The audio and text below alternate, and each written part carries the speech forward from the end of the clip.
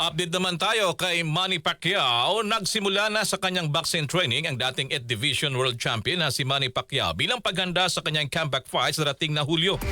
Isang araw matapos na dumating sa Estados Unidos, walang sinayang na oras ang pambansang kamao para sa kick-off na kanyang ensayo sa isa sa dati niyang paboritong lugar, ang Pan Pacific Park sa Los Angeles, California.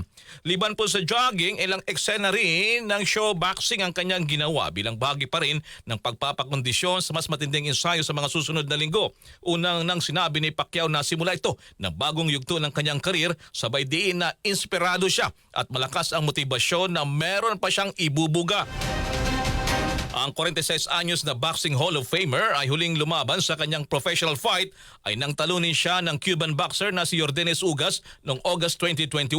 Bagamat wala pang formal na press conference, sinasabing muling magbabalik ng ring si Pacman sa July 19 kontra sa 2 Division World Champion at American boxer na si Mario Barrios para sa WBC Welterweight Championship. Kung malala, bagamat hindi na lumaban sa professional fights ang dating senador mula taong 2021, sumabak naman siya sa ilang exhibition bouts kabilang na sa Japan at South Korea. Balita naman tayo